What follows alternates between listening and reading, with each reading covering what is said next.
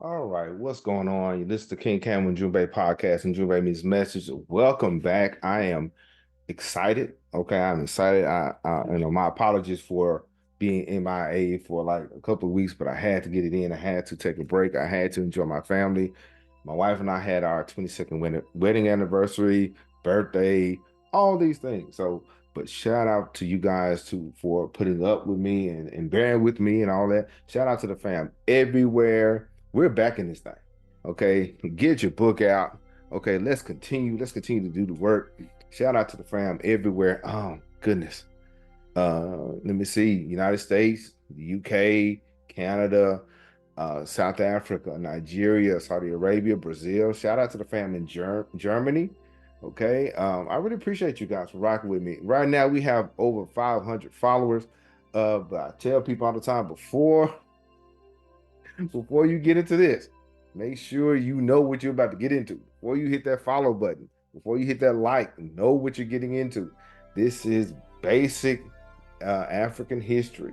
Okay, I'm not going to get deep into things, but I have some other teachers and other scholars that really go into detail about this stuff. But I appreciate all of you guys for rocking with me for over the years. But without further ado, let's get down to the business. Let me see if I can get this going. And I'm trying to make sure that my everything's set up. All right. Okay, in Western Europe, the northern Asia, the half-human Neanderthal lived in caves under the overhanging ledges and fed upon the untamed products of the wild. Yeah, this book gets serious. It gets real ignorant in this book. Okay, I really appreciate you guys rocking with me. This is the book, Wonderful Ethiopians of the Wonderful Cushites of the Wonderful Ethiopians of the Ancient Cushite Empire.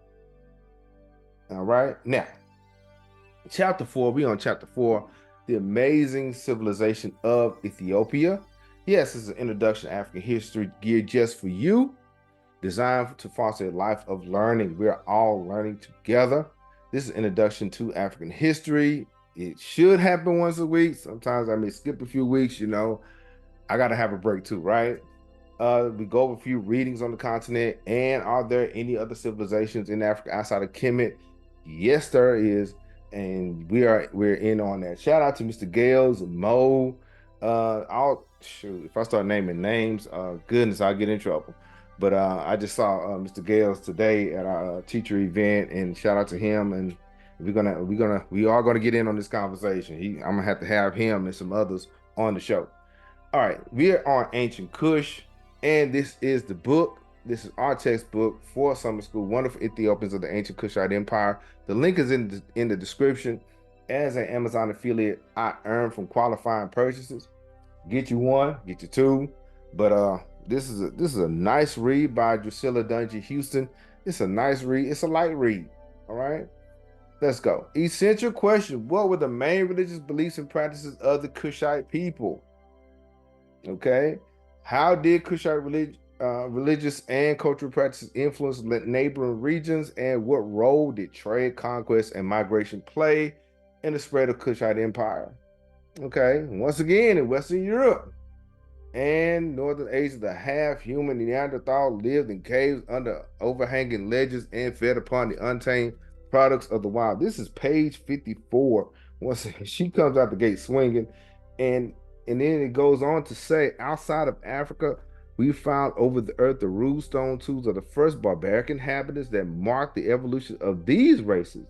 Okay. However, she goes to contrast, say, however, in Africa, we find no evidences of this slow progress. Okay, in Africa, we find no evidence of the slow progress of man up from the barbaric state. So, whereas other nations and races had, you show this line of evolution, it just, for Africa, it happened suddenly. And no, it didn't come from outer space. All right. Now, before the dawn, I love this. The Kushites were working in metals, and they had perfected the tools with which We conquer the forces of nature today. Now, I mentioned this before in the Ironsmiths, about the Ironsmiths of the Mystic Art. Check this out. Check this book out, African Civilization by John G. Jackson. He touches on this concept. I mentioned it before. I should put a video, put that clip in there somewhere. But yeah, we discussed the ironsmith or the blacksmiths of the mystic art knowledge that was passed down from person to person. Lodges and guilds were established throughout Central Africa, so it was not just dealing with craft or stone. These guilds or these systems were for metalwork. Okay, it were for metalwork, and they were even seen as the Shimshu Haru. Okay, remember we talked about the Shimshu Haru before, where it was a 40 to 42 pre-dynastic kings that were in power before, you know, the unification of Kemet. But also the Shimshu Haru were the ironsmiths, the Anu people. ANU, the Anu people, the people from the deep south into Sudan and Ethiopia. They were great people and they was very respected and revered. Okay. Now, Kushite beliefs, the Africans yoked the wild ox, tamed the cow, the horse, and sheep. So they was already in that posture of agriculture. Eons before everyone else, they had this system of agriculture.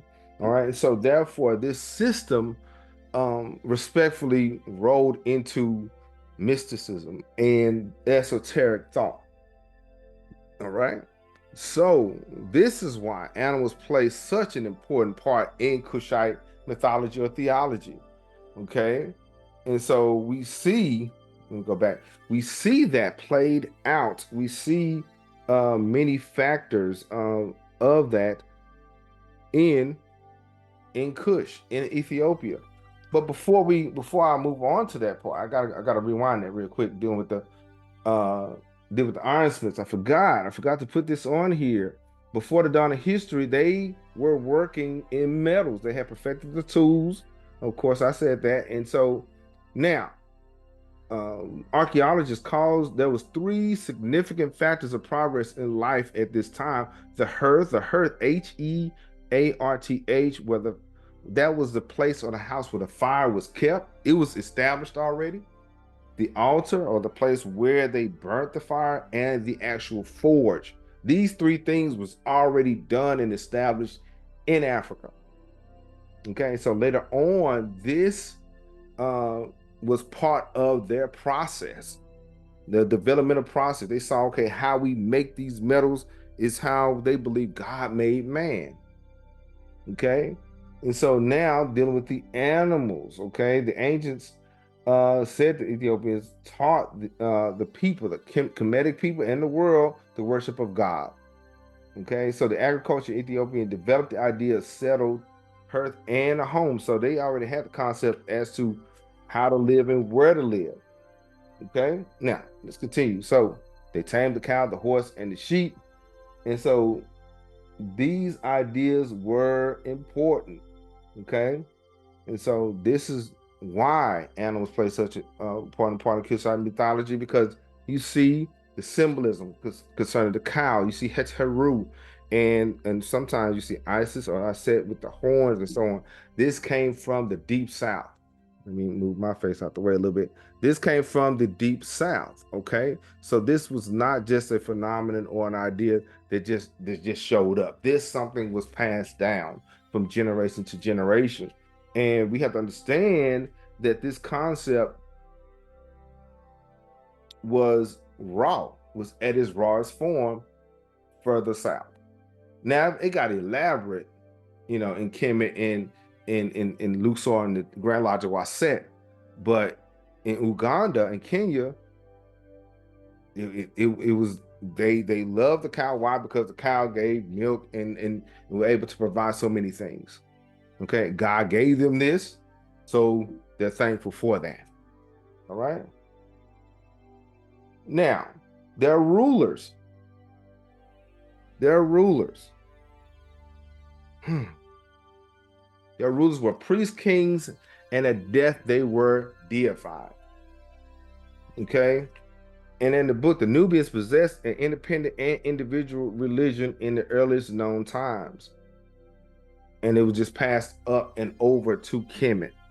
Now, of course, there was the priest of Heb and the kings. Okay, they underwent that process. We discussed this also. And there was times in the Middle Nature where the king was seen as living, as far as Ra. Okay, follow me. Now, but when that king died, and he is no longer among us, and he's with the ancestors, he is now personified as the king who is Osiris or Osar. Okay, so these kings became legends. The legends became legendary. That we talked about that, and so but however, the kings underwent the same priestly process as the Heb. A lot of people would say, well, the kings were illiterate and they didn't know anything. You are a liar. The kings had to know and understand the customs. They had to know and understand symbolism. They had to understand these things, okay? The physical plane and the esoteric and the astral, all these things, okay, to rule, okay? We're gonna get into, because they talked about the ruler of two lands, but we're gonna touch on that. I'm excited. I'm glad to be back. Okay, now, Osiris. Now, this is a known fact, y'all. This is a known fact that Osiris was a real person. Come on. He was a real person. Okay, Osar was a king from the south. He was from Sudan. As a matter of fact, there is a tomb that state that is Osiris's tomb. I think in the Heliopolis, or one of the older monuments further south of Thebes or Waset. So Osiris 10,000 years ago was a king from Sudan or Ethiopia. Okay, a great king, and we know the story. So this king became the legend that we know and understand. So that was the template that a lot of the kings followed. Okay, there's another image of Osiris. Of course, he was seen as and depicted as black. Okay, pictures don't lie. Dig it. Now we have King Taharqa, who followed a similar concept and idea. I like Taharqa because the dude was serious, and of course he was from Sudan also. Okay, King Taharqa was one of these rulers that carried expeditions into Asia. According to the book, he was doing no more than what the Ethiopians of earlier ages have done. So Taharqa was not just a ruler, in Sudan, in that immediate area. He spread out into Yemen and over. Okay, and keep in mind, at the time of the old empire, the population of Egypt was Nubian. In the 6th dynasty, Nubia was part of the Egyptian kingdom. They were connected. The Nile River, 4,100 miles, they connected those cultures, those nations. They were neighboring countries, and they were together. All right, it's just like, say, Dallas and Fort Worth. There's freeways to connect them both. Okay, and so not only King Taharqa, but there were Kandik, there was queens that were in power also, that had power. All right, here we are now. And here's the thing about it. In order for the king to be king of two lands, his queen had to be queen of two lands also. Where did his queen come from? His queen came from Ethiopia or Sudan. She didn't come from up north. She was not a foreigner. Okay, and as you can see here, I have pictures of sister, I think Eritrea or Ethiopia on this side, and Sudan on the right, but also sister Queen Nefertari, the wife of Amos the first, in the middle. Basically the same. Okay, but in order for that king to have some sort of power, he had to be king of two lands, but she also had to be the lady of two lands. All right. So the queens of Meroe had the authority and power of both lands. This is why the Egyptian monarchs so often married princesses of Ethiopia. This is on page 62. And it seemed, according to Sister Houston, it seemed to strengthen their claim to the throne. But from a Kemetic king marrying a sister from the south, a queen of the south, established his throne, established his power. You know, let that sink in. Love it or lump it. But what I do know is that a lot of pharaohs who established a new dynasty or wanted to solidify their power, they went south. Okay. We just talked about him last week. Ramses, his wife was Nubian, and I know Queen Tai was Nubian. So do your homework, get into it.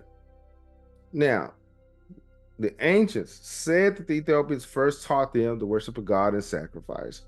Of course, we have Amun here, and we have the lion deity. I cannot pronounce that name. Somebody put that in the chat for me, but it's pretty cool. Now, here it is. The queen or king of two lands, the Nsutbiti, Nstbty.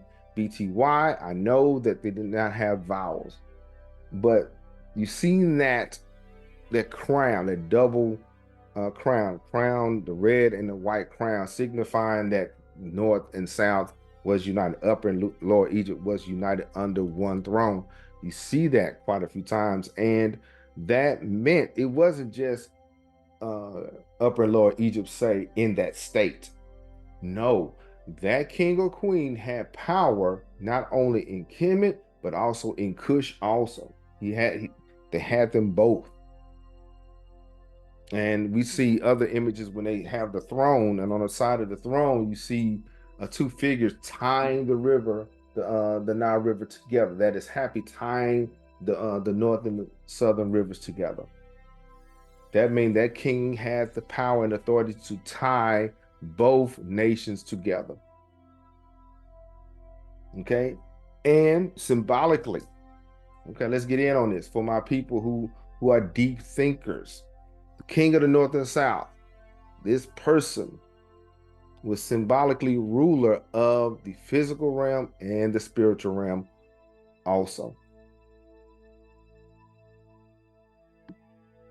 Let's have that discussion one day. All right, let's have that discussion, because I do know that the Grand Lodge of Waset, where they have the 12 hours of the day and the markings on there and the symbolism on there, was not just about the Battle of Kadesh, Ramses' famous Battle of Kadesh. It was also another battle that was going on. All right, let's talk about it. But yeah, so they had to be king and queen of two lands. All right, and of course they had to show that authority by God being behind them on their side. That's why you would see images of the falcon sitting behind a king or a queen. That means God is behind this person. Okay, you need to listen to this person. Okay, he has the authority and the knowledge to rule this group of people during this time. Okay, so we have to understand that Nubia, Ethiopia, and Kemet were all the same. Okay, and their knowledge was connected and interchangeable. Okay, and I'm very excited about knowing more of this. I have another book coming up, but we're going to talk about that later. But Remember, their belief systems were very similar.